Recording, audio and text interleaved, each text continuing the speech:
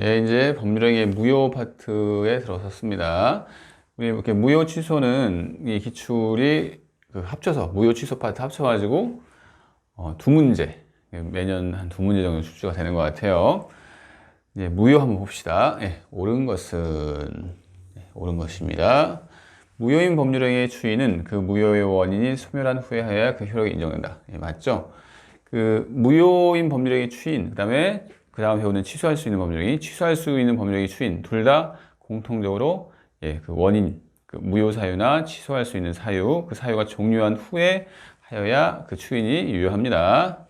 그렇고요. 2번 봅시다. 무효인 법률행위는 안날로부터 3년이 지나면 추인할 수 없다. 이것은 취소할 수 있는 법률행위는 이 기한 제한이 있어요. 그래서 취소할 수 있는 법률이 나오는데 취소할 수 있는 법률에는 추인할 수 있는 날부터 3년 그런 제한이 있죠. 그래서 무효는 이런 제한이 없습니다. 그리고 3번 볼까요? 예, 그럼 벌써 답이 나왔네요. 옳은 것. 예, 3번 봅시다. 법률행위의 일부분이 무효일 때 그 나머지 부분의 유효성을 판단하는 데 있어 나머지 부분을 유효로 하려는 당사자의 가정적 의사는 고려되지 않아요. 이게 틀렸죠? 일부 무효라는 그 내용의 조문이 있잖아요. 해설에는 다 밑에 나오는 걸로 알고 있는데, 그래서 일부 무효일 때 전부 무효로 한다. 하지만 그 무효 부분이 없었다고 하더라도 나머지 법률행위를 하였을 것이라고 판단되는 경우에는 나머지 부분은 유효하다. 이런 조문이 있잖아요. 그래서 가정적 의사죠. 없었다면, 무효 부분이 없었다면 이게 가정적 의사잖아요. 그래서 가정적 의사는 고려됩니다. 4번 봅시다. 무효인 법률행위 추인은 묵시적인 방법을 할 수는 없다. 틀렸죠? 추인. 그러면 추인이 뭐죠? 어떤 성질을 가지고 있죠? 상대방이 있는 단독행위죠? 상대방이 있는 단독행위는 법률행위죠. 의사표시가 하나인 법률행위입니다. 근데 이 추인은 법률행위이기 때문에 법률행위는 일반적으로 명시적이든 묵시적이든 방식의 제한이 없는 게 일반적인 형식이죠. 그래서 묵시적인 방법으로 할 수도 있습니다. 5번 볼까요?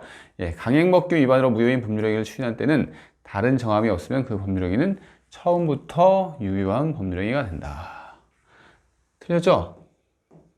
강행법규 위반 같은 경우에는 이렇게 추인의 대상이 되지 않습니다. 그러니까 103조 위반, 그러니까 반사회 질서 위반 행위, 104조인 그 불공정한 법률행위, 그 다음에 강행법규 위반 같은 경우에는 그 무효행위의 추인이 인정이 되지 않아요. 왜냐하면 그 새로운 법률행위로 의혹을 하는데 추인을 한다 하더라도 그 무효 그 상황이 그냥 남아있기 때문에 안 되는 겁니다. 그래서 강행법규 위반 같은 경우에는 추인 자체가 안 되죠. 틀렸습니다. 그래서 답은 1번 되겠네요. 다음 문제 볼까요?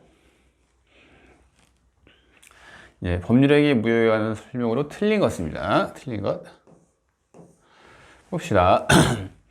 불공정한 법률행위로서 무효인 경우에 무효행위 전환 법리가 적용될 수 있죠. 이것은 불공정한 법률행위 파트에서 자주 나오는 건데요. 그죠? 그러니까 그 금액의 차이가 너무 커요. 근데 그 금액 차이가 크다는 것을 알았다면 다른 금액으로 하였을 것이라고 인정될 때 그런 경우에 그 무효행위 전환이 인정이 되는 거잖아요. 그래서 이것은 적용될 수 있다. 맞습니다. 2번 봅시다. 토지거래 허가 구역 내의 토지매매 계약은 관할관청에 불허가 처분이 있으면 확정적인 무효이다. 이거 당연한 얘기죠? 당연한 얘기입니다. 이제 토지거래 허가를 보면 이제 다음 3번, 4번 문제는 이제 토지거래 허가 관련 문제인데요. 그때 이제 조금 더 자세히 설명할 텐데 토지거래 허가 구역 내 그럼 토지거래 허가가 뭐냐? 그러니까 투기적 거래가 예상되는 그런 토지에 대해서 관할청이 지정을 합니다. 그죠? 이게 이제 토지 거래를 받아야 하는 토지다 이렇게 지정을 하는데 그런 경우에 법률관계가 우선 그 관할청에 뭐 허가 처분이나 불허가 처분이 있기 전까지 유동적 무효인데 불허가 처분이 있으면 당연히 확정적 무효가 되는 거죠. 그러니까 토지 거래 허가 구역 내의 토지 매매 계약은 그 성격이 유동적 무효예요. 유동적 무효가 뭐죠? 유효가 될 수 있는 무효, 유효 여지가 있는 무효라고 했잖아요. 근데 불허가 처분이 있으면 그러면 끝나는 거예요. 확정적 무효가 되는 겁니다. 맞습니다. 3번 보겠습니다. 매도인이 통정한 허위의 매매를 추인한 경우에 다른 약정이 없으면 계약을 체결한 때부터 이후로. 이거 틀렸네요. 왜 틀렸죠? 우리가 그 무권대리 행위의 추이는 소급표가 있다고 했는데 무효행위의 추이는 소급표가 없고 그 무효행위의 추이를 할 때부터 새로운 법률행위로 본다. 이렇게 규정이 돼 있죠. 그래서 소급표가 없는 게 원칙입니다. 그래서 계약을 체결한 때 이게 틀렸죠? 예, 틀렸습니다. 그래서 3번이 답입니다. 4번 볼까요?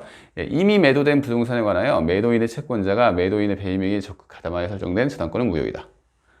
예, 아시겠나요? 그러니까 이게 이중매매 어디서 나오죠? 이중매매는 103조. 그러니까 우리 그러니까 제일 처음에 103조 위반의 법률행위로서 무효인 경우에 나옵니다. 그러니까 상당히 그 전에 배운 거예요. 근데 이렇게 이중매매 같은 경우에는 원칙적으로 유효한데 이중매매. 근데 그 적극 가담한 행위가 있으면 무효가 된다고 했잖아요. 그런 얘기를 했습니다. 그리고 이렇게 꼭 그 제1매매, 제2매매처럼 둘 다 이렇게 매매가 아니더라도 이렇게 확장해서 적용될 수 있다고 얘기했습니다. 그래서 이 경우는 우선 매도됐죠. 매도됐는데 매도된 상태에서 그러니까 신뢰가 쌓인 상태에서 배임행위를 했는데 그 배임행위가 여기서는 저당권 설정이 됐습니다. 이런 경우에도 이중매매 법리를 적용한다고 했습니다. 그래서 이 경우에는 무효죠. 아시겠죠? 5번 봅시다. 토지거래 허가 구역 내 토지거래액이 확정적으로 무효가 된 경우, 무효가 됐답니다. 그 계약이 무효로 되는데 책임 있는 사유가 있는 자도 무효를 주장할 수 있다. 이제 토지거래가 이제 같이 껴서 나오네요. 주장할 수 있습니다. 그러니까 무효라고 하는 것은 누구든지 주장할 수가 있죠. 그래서 무효 사유를 제공한 사람, 그 책임 있는 사람이라고 하더라도 무효를 주장하는 문제가 없습니다. 다만 손해가 있으면 손해배상 책임을 질 수는 있겠죠. 그래서 답은 3번 봤습니다. 다음 문제 볼까요? 3번 토지거래 허구역 이런 얘기 나옵니다. 그러면 이 토지거래 허구역을 이 표를 보면서 한번 설명을 해볼까 합니다. 토지거래 그 대상 토지예요. 여기 지금 우리가 예를 들어볼까요? 갑과 을이 있는데 둘이서 어떤 A 토지가 있네. 이 A 토지가 토지거래 허가 대상 토지입니다. 허가 대상 토지예요. 이런 경우죠. 그죠? 그래서 이 둘이 아직까지는 이 관할관청으로부터 뭐 허가 처분이나 불허가 처분을 받은 상태가 아니에요. 즉 계약은 체결했는데 이 상태에 있다는 얘기죠, 지금. 그죠? 아시겠나요? 그래서 이 상태에 있는데 이제 이 상태에 딱 가가지고 관할청이 허가 처분이나 불허가 처분을 할 수 있는 거죠. 예, 그래서 만약에 관할관청이 허가 처분을 하면 뭐 당연히 유효가 되는 거죠. 그리고 불허가 처분이 되면 그냥 무효가 되는 거죠. 근데 우리는 이 유동적 무효 상태, 즉 이 상태가 이제 논의의 중심이 되는 거예요. 왜냐, 뭐 이것은 관할관청이 허가했으면 허가고 유효고 뭐 이거 나왔으니까 문제가 없는데 이 상태, 유동적 무효라고 하는데 이 유동적 무효 상태에서는 어떤 법률 관계가 형성이 되는가 이 얘기입니다. 그리고 그래서 이제 제가 이제 설명을 드리는 것은 이 유동적 무효 상태인데 꼭 이렇게 뭐 관할관청이 불허가 처분을 하지 않았다고 하더라도 이 안에 있을 때 무효가 되는 경우가 있습니다. 이게 뭐죠? 계약 당사자가 계약 그 당시부터 허가를 배제하고 싶어 했어요.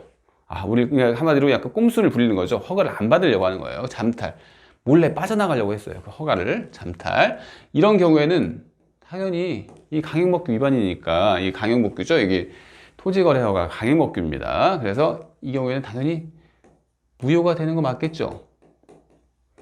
꼭 이렇게 허가 처분, 불허가 처분이 안 나왔다고 하더라도 이 허가 배제나 잠탈 같은 경우에는 무효가 됩니다. 그리고 두 번째, 이게 계약을 맺었는데 이 유동적 무효 상태에 있는 상황에서 이 양 당사자가 갑과 을이 협력 의무 이행을 해야죠. 여기서는 이제 허가를 받도록 하기 위해서 협력 의무가 있어요.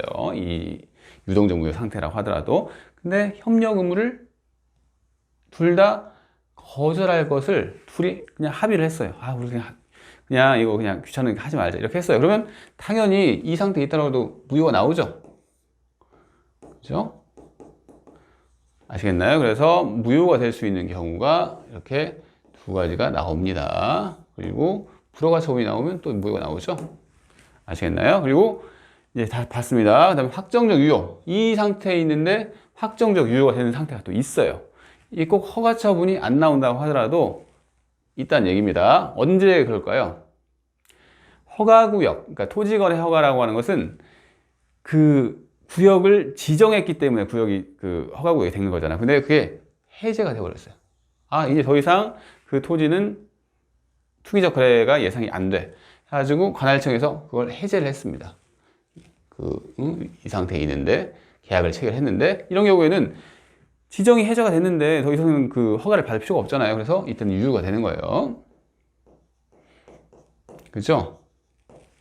아시겠나요? 그리고 지정기간, 허가구역을 지정하는 기간이 있는데 계속 뭐 그 한 번 지정됐다고 계속 끝까지 허가구역이 되는 거 아니죠. 지정기간이라는 게 있습니다. 근데 지정기간 만료했는데 뭐 지정을 하면 다시 허가구역이 되겠지만 재지정을 하지 않으면 허가구역에서부터 이제 더 이상 허가구역이 아닌 게 된 거죠. 그래서 이때도 당연히 유효가 된다는 얘기입니다. 예, 기본적으로 이걸 알고 계셔야 돼요. 아시겠죠? 그래서 그죠? 그러면서 연달아서 봅시다. 그럼 유동적 무효인 상태에 있을 때 어떤 법률 관계가 있는지 이 유동적 무효를 강조한다. 여기서는 유동적을 강조한다. 한번 나눠서 봅시다. 무효를 강조하기 때문에 이 상태에 있는 상태가 유동적 무효인데 무효 있는 걸 강조하면 예, 채권적 효력이 없겠죠. 그죠? 양 당사자끼리 아까 방금 봤던 이 갑을 간의 이 매매 계약을 했지만 채권적 효력이 없어요. 무효잖아요. 무효니까 유동적 무효도 무효예요. 현재 무효 상태입니다. 그래서 당연히 갑을 양 당사자는 각자 상대방에게 이행 청구를 할 수가 없습니다.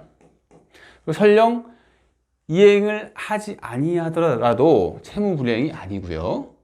그리고 해제도 그러니까 법정의 해제, 채무 불이행에 따른 그 해제, 법정의 해제가 안 됩니다.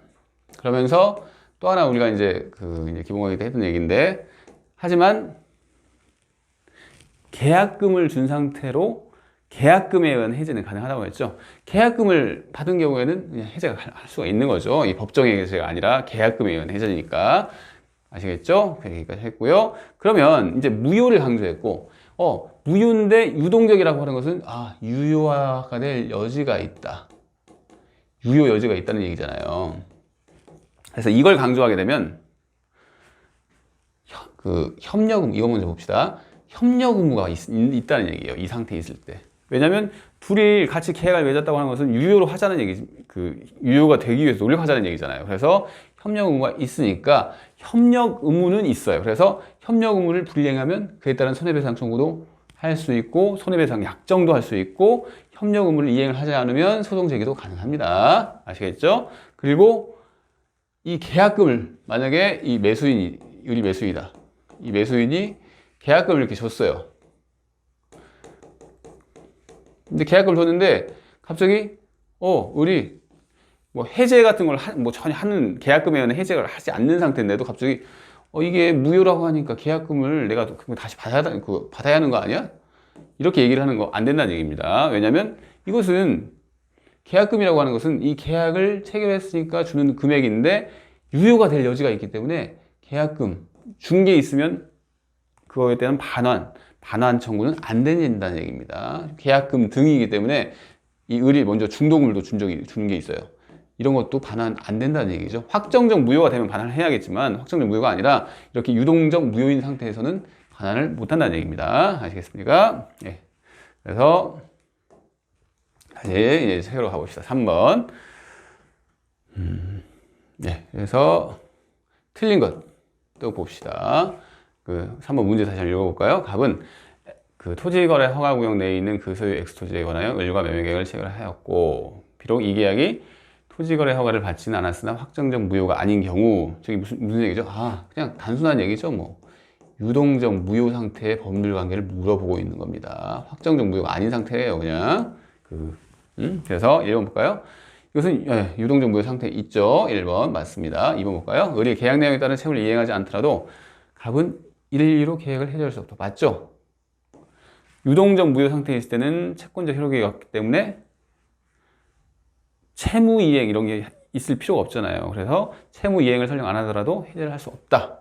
방금 설명했죠. 3번 볼까요? 갑은 의뢰 매매대금 이행 제공이 없음을 이유로 토지거래 허가 신청에 대한 협력 의무 이행을 거절할 수 없다. 예, 맞습니다. 왜 맞죠? 매매대금 이행 제공은 확정적 무효일 때 의미가 없어요. 그러니까 매매대금 지급 의무가 없다는 얘기예요. 그죠? 확정적 무효 상태에서. 이게 지급할 의무가 없으니까 그 의무를 이행을 안 했는데, 그렇다고 하더라도 협력 의무의 이행은 해야겠죠. 유동적 무효 상태에서 협력 의무, 이행 의무는 있습니다. 그래서 거절할 수 없죠. 협력 의무를 이행해야 한다는 얘기입니다. 그렇죠? 3번 맞고요. 4번 봅시다. 토지거래 구역 지정 기간이 만료되었으나 재지정이 없답니다. 어떻게 되죠? 확정적으로 유효가 되죠? 재지정을 안 했으니까 유효가 된다는 얘기입니다. 이거 맞죠? 그러면 답은 5번 되겠네요. 5번. 을이 병에게 X토지를 전매하고, 그 다음에 병이 자신과 갑을 매매 당사자로 하는 허가를 받아 갑으로부터 곧바로 등기를 이전받았다면 그 등기는 유효하다. 이게 틀렸죠? 이것도 어려운 판례라고 제가 이제 기본 강의 때 얘기를 했던 건데, 무슨 얘기냐면, 지금 중간 생략 등기를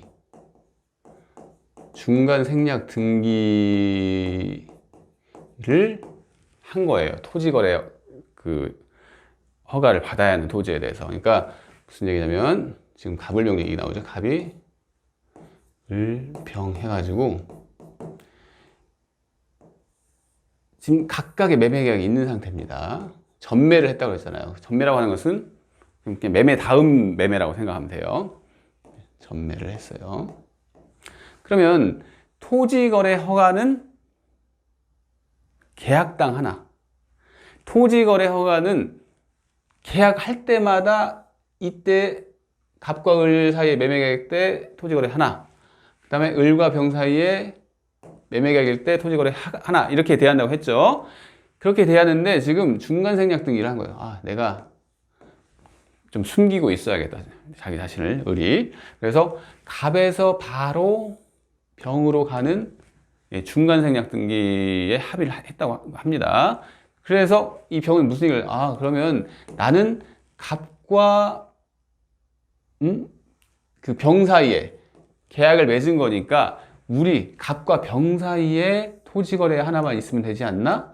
이렇게 얘기를 한 거예요. 근데 이게 안 된다는 얘기입니다. 토지거래 허가는 각각의 계약마다 해야 하며, 그리고 이 중간생략 등기라고 하는 것은 이 각각의 계약이 유효함을 전제로 한다. 그래서 이 토지거래 허가를 받아야지 이 계약이 유효가 되고 이 계약이 유효가 된다.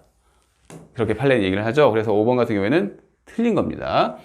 을이 병에게 X토지를 전매를 하고 병이 자신과 갑을, 그러니까 한마디로 이 을을 뛰어넘고 계약을 했다고 하는 허가를 받은 거죠. 이게 안 된다는 얘기입니다. 각각 받아야 한다는 얘기예요. 그래서 유효하지 않고 무효입니다. 아시겠습니까? 좀 어려웠던 문제죠.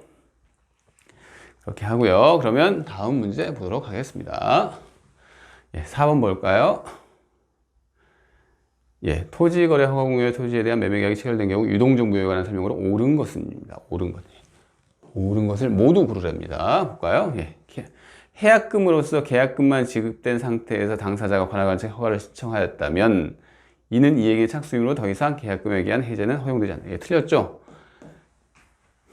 계약금을 제공만 한 것은 이게 이행의 착수가 아닙니다. 이거 상식적으로 알아주셔야 돼요. 이행의 착수라고 하는 것은 중도금을 지급했으면 이행의 착수가 인정이 돼요. 근데 계약금만 지급한 상태에서는 이행의 착수가 아니기 때문에 언제든지 계약금에 의한 해제는 가능합니다. 틀렸습니다. 니은 봅시다. 당사자 일방이 토지거래 허가 신청 절차 협력할 의무를 이행하지 않는다면 다른 일방은 이행을 소구할 수 있다. 그렇죠? 이 유동적 무효 상태에 있는 경우에 뭐가 있다고 그랬죠? 협력 의무는 있다고 그랬죠? 협력 의무가 있기 때문에 협력 의무를 이행을 하지 않으면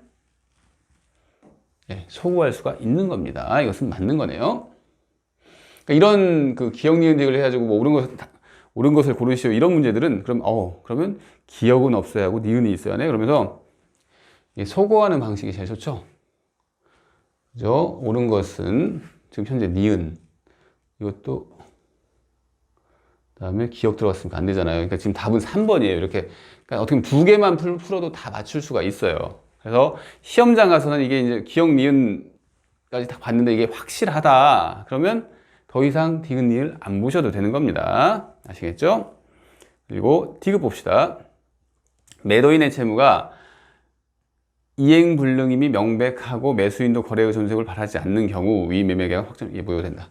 이게 무슨 얘기냐면 아까 이 유동적 무효 상태에 있을 때 그 가운데 있는 상태에 있을 때 계약 체결 그다음에 허가 처분 또는 불허가 처분 쭉 제가 이제 이걸 이렇게 그렸잖아요. 이렇게 그리면서 이 사이에 있을 때 무효가 되는 거 하면서 양 당사자가 협력 의무 이행 거절 의사가 합치됐을 때는 무효가 된다고 확정적 무효가 된다고 얘기를 했잖아요. 그거랑 같은 얘기예요. 무슨 얘기냐면 채무 자체가 이행 불능이 됐어요. 그죠? 매수인도 더 이상 존속을 바라지 않아요. 매도인의 채무가 이행 불능이 됐고 이런 경우에는 매도인의 채무가 어차피 이행할 수가 없는데 매수인도 그것을 바라지 않는다는 것은 어떻게 보면 그 협력 의무를 더 이상 이행하지 않겠다. 우리가 끝내자라는 의사가 합치된 거죠. 끝내자. 그래서 이게 오늘 확정적 무효가 되는 거로 볼 수 있다는 겁니다. 이게 판례가 있는 거죠. 예, 아시겠죠? 그래서 니은 디귿 옳은 것이고요. 니을 봅시다. 위 매매계약 후 토지거래 허가 구역 지정이 해제되었다고 해도 해제됐습니다. 해제되면 어떻게 되죠?